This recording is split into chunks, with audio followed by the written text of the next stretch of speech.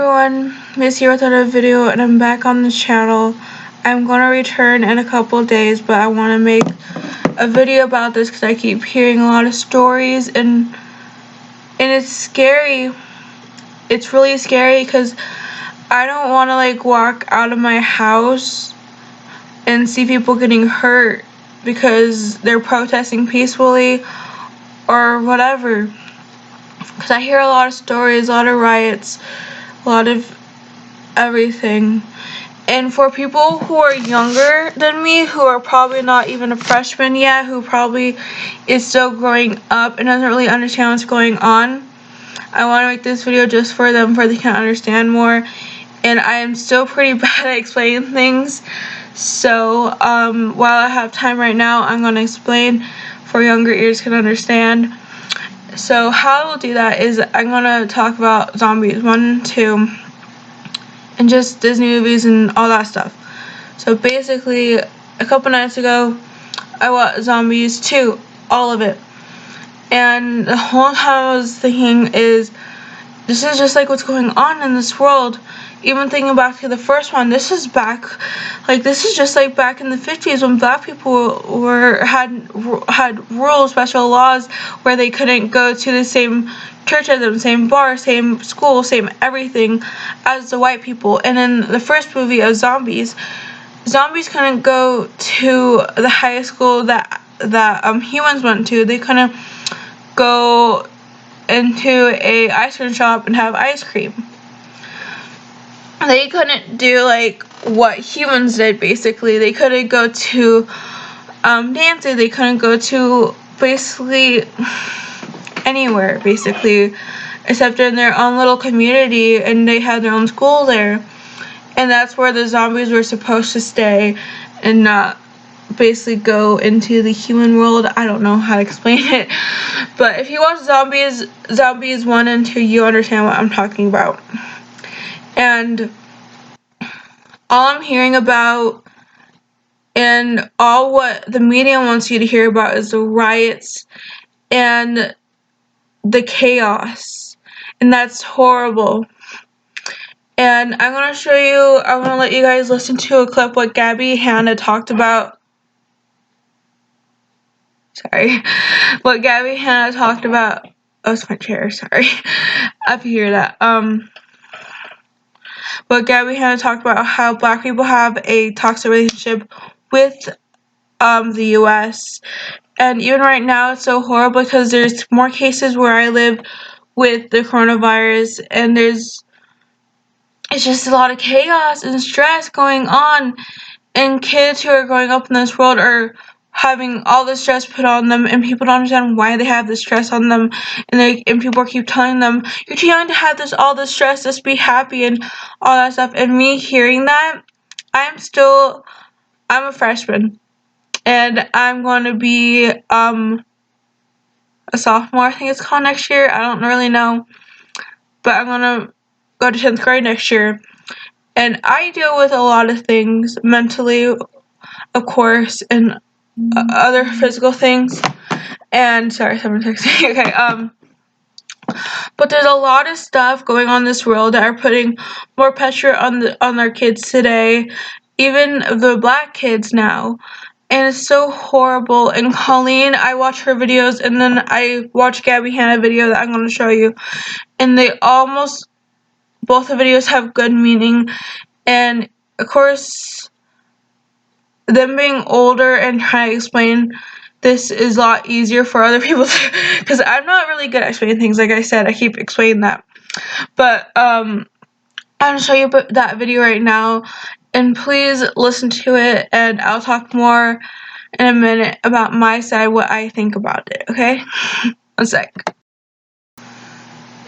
Sound right now, I've been pretty sick the last couple days, but I don't want to wait until I get better to be able to say what I believe needs to be said. First of all, I hope everybody is staying safe, physically, mentally, emotionally, spiritually. Check in with yourself, make sure you're okay, take a minute, take a breath. 2020 has been something out of a fucking horror movie with the chaos that's been going on, but we need to focus on what's happening right now, which is the protests and even the riots, and more importantly, what's happened to get us to this place. First of all, I think we need to take a moment to acknowledge all of the peaceful protests that have been going going on across America. There have been plenty, but the media doesn't want you to see that. The media is not going to cover that because that doesn't fit the media's narrative. So instead of focusing on the peaceful protests, all of our attention has been shifted to the looting and the riots. So please be aware. Yes, there are some people out there who are taking advantage of the situation just to cause destruction, just to gain financially or in some way. But there are so many people out there with their heart in the right place. And also, I do think it's important to acknowledge the same for cops. Yes, there are some evil, sick people out there who are hiding behind their badge as a literal shield. But there are good cops out there who join the force because they want to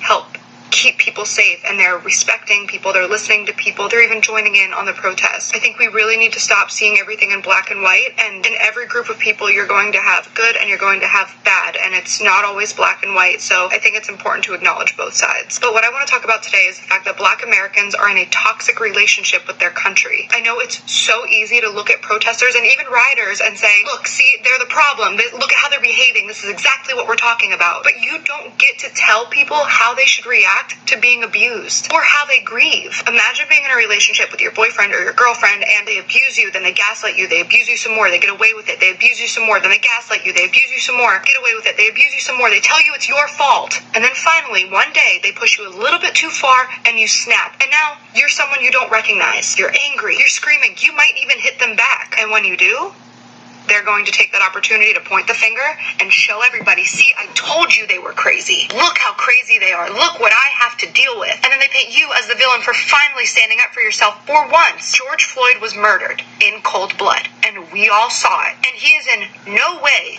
the first black man or woman or child to be murdered and attacked by government hands. Imagine your loved one is murdered. One of your brothers and sisters, or many of your brothers and sisters, was murdered. Your people are constantly being murdered, beaten, assaulted, and there's no real repercussion. And then somebody has the audacity, the country has the audacity to tell you how you should behave. You can't tell people how to behave in the face of constant abuse and injustice. And whether you like it or not, black people in this country and people of color in this country have been unjustly abused and murdered for centuries in this country. And I know it's hard as somebody who isn't black to look at the situation for what it is, because then you have to face the centuries of guilt and shame of what has been happening right in front of our faces. And that is scary. But it's time we stop protecting our egos and start protecting the people of color in our country. White privilege is very real, and if you don't believe that, you're probably white. As somebody who grew up with absolutely nothing and faced every challenge pretty much that somebody can face outside of my skin color, I resisted the idea of white privilege for a very long time, until one day it was explained to me in a way that clicked. I have never been in the presence of a police officer and thought anything other than, this person is here to protect me, this person's going to keep me safe. When I've gotten pulled over, I've never once thought, okay, this is how I need to behave, this is what I need to do to make sure I don't get fucking shot. I was never sat down by a parent or a teacher or somebody else and said, okay, if you ever encounter a police officer, this is how you act. I've never walked in a store and felt that I was being watched because I was going to steal something. I've never been told that I need to wear my hair or any other part of my culture differently in order to fit in so that I could keep my job. When I would pick up a book as a kid to read a story, chances were that book was representing my race. And as an adult, it's the same for media. If I watch a TV show, a movie, read a book, the main character is most likely my race. And these are just a few examples. White privilege is not an umbrella of all privilege. It's okay to grow up poor and still acknowledge your white privilege. It's okay to grow up facing adversity and still acknowledge your white privilege. But did you face additional challenges and additional adversity because of the color of your skin? Has your race directly negatively affected your life at any time? If not, then you carry white privilege. What happens in these situations is everybody talks really loudly and very few people listen. People want to get up in arms and say, I'm not racist. All of these people are racist for saying that all white people are racist. I'm not privileged. All of you guys are racist for saying that I'm privileged just because I'm white. People are so intensely on the defense, so angry about people looting Target that we lose sight of what the problem is in the first place. George Floyd was murdered in cold blood. Countless of other black Americans have been murdered in cold blood. We need to keep talking about that. And she is right. Many black people have been killed and hurt because of cops or someone. And I said that most movies have, almost like the first movie, almost all the main characters are white. But in the second movie, yes, China, whatever her name is, she is black. She is a black American, I think. I'm not sure. Don't quote me on that. I don't know. But she is of color. and she is one of the main characters in the second movie. But most movies have like certain like not many movies or TV shows have a black person or person of color as the main character, and that's so horrible. And I was thinking, I even talked to my friend about this. I want to make a short movie, and I didn't really explain to her what I want the short movie to be about because I want to talk to my principal about it. But of course, I want to, if he's there next year, I want to have one of my good friends in the movie being the main character, and it will be on this channel, and it will be about how what's going on right now, basically, like having to show kids being mean to this person and then being mean to another person. And basically what I want the movie to be is to show people like, this is bad, you shouldn't do this, you shouldn't hurt someone just because they're of color, because they like the same gender or whatever. Just because they're different doesn't make it right for you to hurt them. And so, in most movies, like The Isle of Lost, and even in the first movie and the second movie, or I don't know how many movies they have, like 3 movies, almost people from the Isle have reputation because of their parents, and when they come to back to the mainland, I forgot what the mainland is called. What is it called? Eridon or Oridon, whatever it's called. When they come to Eridon, some people are scared of them. Some people don't like them because of their parents. Even Maleficent has a bad reputation because she's one of the evilest villains of the Disney universe. And so these kids have their reputation, but just because what their parents doesn't make them who they are.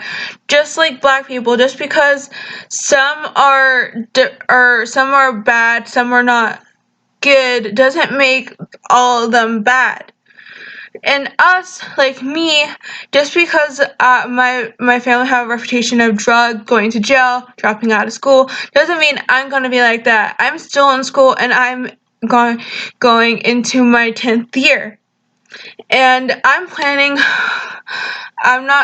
going to a vocational school probably, but recently I talked to this guy and he said you should go to college, and I asked him why. He's like, because college is like your fresh start. You don't know anyone there, and that's sometimes good. And me being an antisocial person, having social anxiety, that's hard for me to make friends. Hard to have a fresh start, and I want to have a fresh start in a new city. Because I'm tired of being here. This is my hometown, and I have lived here ever since I was a baby. And I'm at the point where I want to have a fresh start in a new place and everything, because I don't want to stay here. And I do have family here, but probably when I'm a lot older, I would probably come back. But right now, I just want to get out and have my own life and start fresh. And I wish that this world isn't so evil, because like she said, the government is hiring cops or people who are racist and doesn't even know they're racist and having them hurt black people. Even Colleen brought up how a pregnant lady was protesting and she got shot, and she was saying my baby, and people were basically blaming her for doing that. And sexism or sexist and racist, all that stuff is still going on. Even back in the day, only men can vote, and then black people can vote, and then women can vote. Everything, like being mean to a girl or anything, like saying that a girl can't work as a police officer, a girl can't be a trucker or anything. There's all kind of labels, and I get into a conversation all the time being like an outsider of conversation and then have somebody say, hey, what's your opinion on this? And I usually say I'm uncomfortable. And sometimes people say, why are you uncomfortable? It's just a question. And me being part of a community and having mental problems, being asked like, should a girl do this? Should a girl do that? Is it right for a girl to have a boy haircut or whatever? And I get uncomfortable with those questions. And I don't really know what else to say, but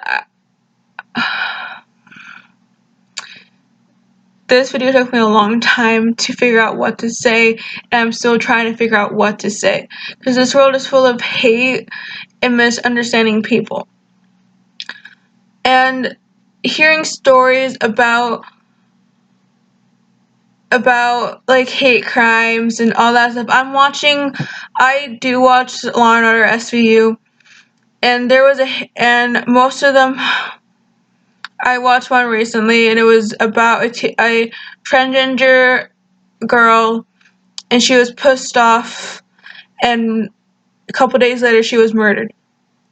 And the main character that did this, he was arrested for a hate crime. And there was others, they make a lot, and some of them do talk about how there's hate crimes. And right now, officers are creating hate crimes. Not all of them, but some of them who are racist are doing hate crimes, because killing someone because of their color is not a real reason, so it's a hate crime. Just because someone is gay, lesbian, or transgender, and they hurt them and kill them because of that, that's a hate crime and manslaughter, I think. I'm not sure. But anyways, I don't know how much longer I have time to create this video, but if you want more, I'll be back soon and ask questions down below, and when I return, I'll probably answer those. But I'll probably return Friday. I'm not sure, but yeah, I'm gonna go do schoolwork, and I'll see you all in the next video. Bye!